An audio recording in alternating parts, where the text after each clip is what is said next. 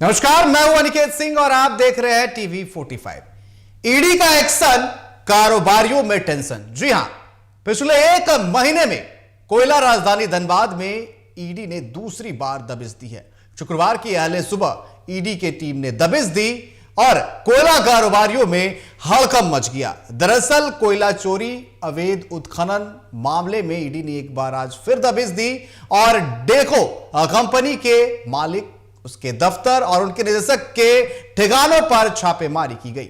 दरअसल ये छापेमारी सिर्फ धनबाद में नहीं बल्कि कोलकाता यानी कि बंगाल में, पिछले बार भी बंगाल समेत झारखंड के तकरीबन 18 ठिकानों पर छापेमारी की गई थी और इस बार भी कई ठिकानों पर छापेमारी की गई। कई जगह पर खत्म हो गई, कई जगहों पर अब भी जारी है। ऐसे में कोयला कारोबारियों में और बात करें जो कंपनी डेको कंपनी है, उसके संचालक साथ ही साथ निदेशक, सभी की धड़कनें तेज है क्योंकि छापेमारी चल रही है, कागजात खंगाले जा रहे हैं और कोयला कारोबारियों में एक बार फिर से हड़कंप मचा हुआ है। इस पर बनी एक रिपोर्ट देखिए, फिर इस पर हम चर्चा करते हैं।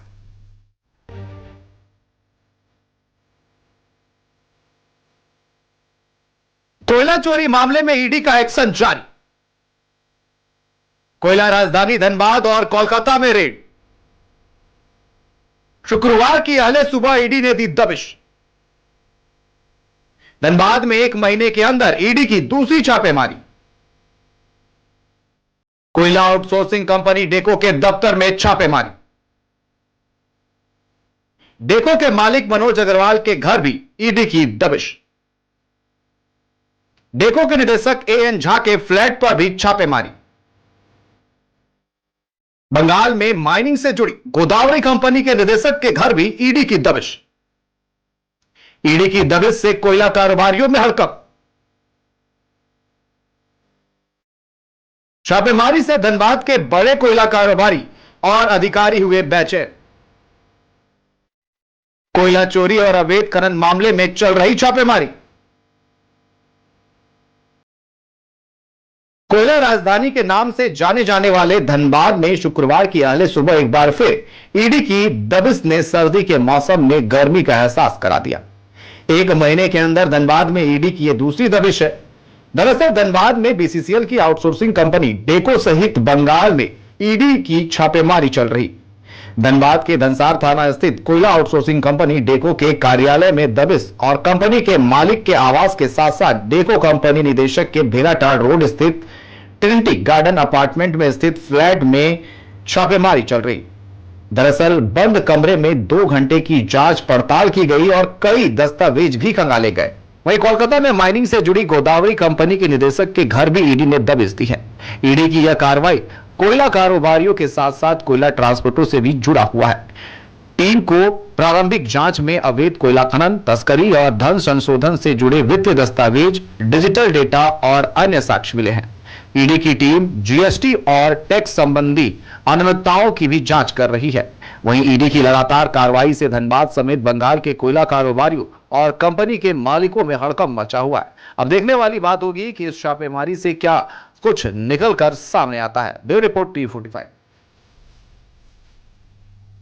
तो ईडी ने एक बार फिर दबिश दी है और कारोबारियों के टेंशन को बढ़ा दी है। दरअसल एक महीने की बात की जाए तो एक महीने के भीतर ईडी ने दूसरी बार दबिश दी है और ऐसे में कोयला कारोबारियों में हड़कंप मचा हुआ है क्योंकि कोयला चोरी, अवैध उत्खनन और तमाम मामलों को लेकर के ईडी लगातार दबिश दे रही है। कोलकाता हो और कोलकाता का धनबाद कनेक्शन, क्योंकि कोयला राजधानी धनबाद है। ऐसे में एक महीने के अंदर ये दूसरी रेड है और अहले सुबह डेको कंपनी की अगर हम बात करें तो आउटसोर्सिंग कंपनी है डेको और उनके निदेशक, उनके मालिक और उनके दफ्तर पर कुल मिलाकर धनबाद में 6 ठिकानों पर छापेमारी। कई जगह से कई दस्तावेज भी निकाले गए हैं और उसी पर अधिक जानकारी के लिए हमारे साथ धनबाद से संवाददाता जितेंद्र हमारे साथ लाइव जुड़ चुके हैं। जितेंद्र, अगर बात की जाए कोयला, काला हीरा और इसकी खूब कालाबाजारी यानी कि अवैध उत्खनन और मोटे रकम कमाए जाते हैं, ऐसे में ईडी ने दूसरी बार दबिश दी है इस महीने की अगर बात की जाए एक महीने के अंदर। फिलहाल क्या कुछ माहौल है? क्या अभी भी ईडी की दबिश जारी है, छापेमारी चल रही है? क्या कुछ सबूत ईडी को मिल पाए, कुछ जानकारी है?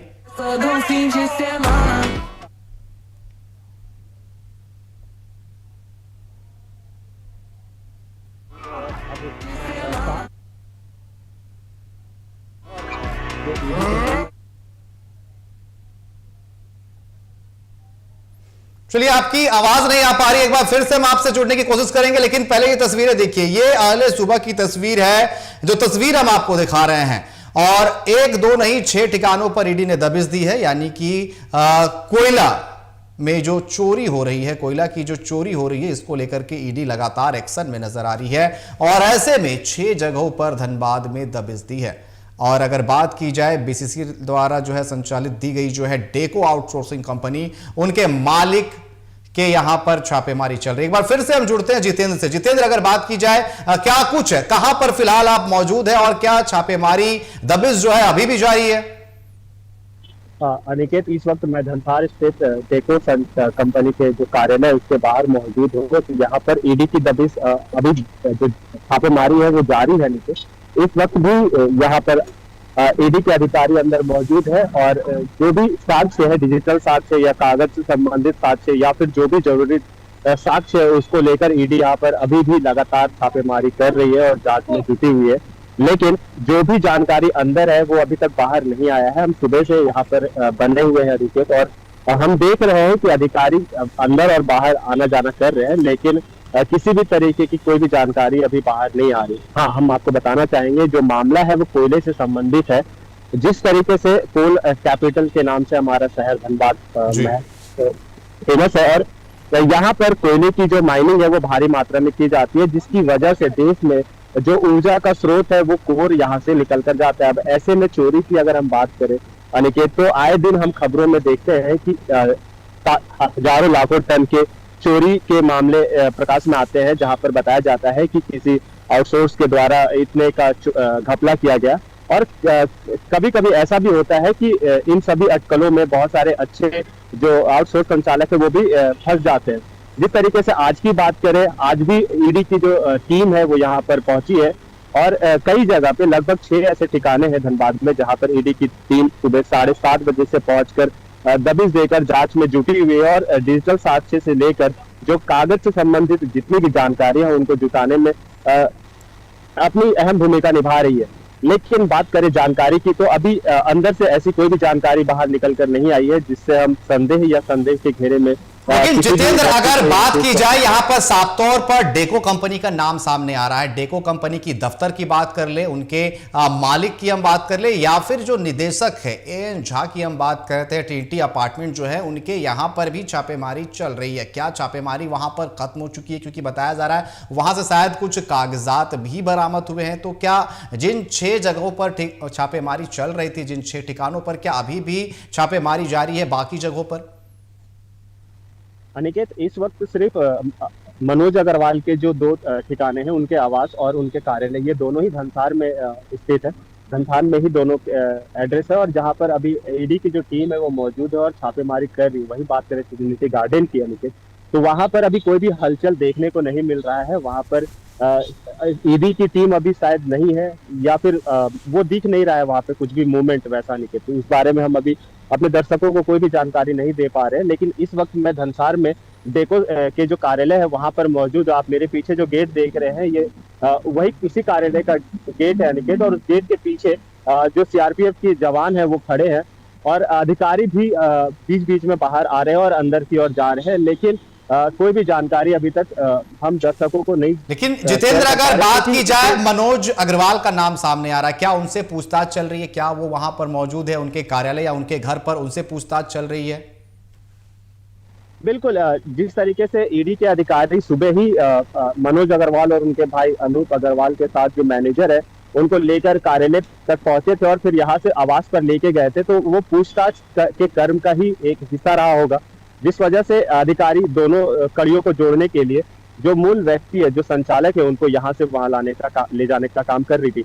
और उसके बाद से कंटिन्यू जो मनोज अग्रवाल की बात करें या अन्य जो लोग हैं जो इसमें जिनके नाम प्रकाश में आ रहे हैं, वे लोगों की बात करें तो वो लगातार अपने घर में ही है जहाँ पे अधिकारी की टीम उनसे पूछताछ कर रही है। और साथ ही जो सबूत की बात करें तो जो भी डेटा है उन डेटाओं को खंगालने का काम भी ईडी सुबह से कर रही है। हम ये मान सकते हैं कि जिस प्रकार से सुबह से ईडी अंदर कार्यालय हो, चाहे आवास हो, चाहे अन्य जो 4 ठिकाने हैं वहां पर जो ईडी मौजूद है और छानबीन कर रही है, तो डेटा खंगालने में ये लगी हुई है। और जब तक डेटा पूरा खंगाला नहीं जाएगा, जब तक एक एक सबूत को सही से वेरीफाई नहीं किया जाएगा तब तक ईडी की टीम यहाँ पर बनी रहती है। और ये हमने अभी हाल ही के दिनों में, 1 महीने पहले, जब 18 ठिकानों पर धनबाद में ईडी की दबिश हुई थी, और जिस प्रकार से लगभग 20-22 घंटे तक ईडी की टीम आवास के अंदर ही बनी हुई थी और उन्होंने कंटिन्यू किसी भी तरीके की जानकारी को बाहर किए बिना ही अपना काम किया था अनिकेत। और लास्ट में जिस प्रकार उन्होंने पैसे गिनने की मशीन को अंदर लेकर गए थे, हालांकि बाद में इसको बताया गया कि वो जेरोक्स मशीन है जिसको लेकर अंदर जाया गया था,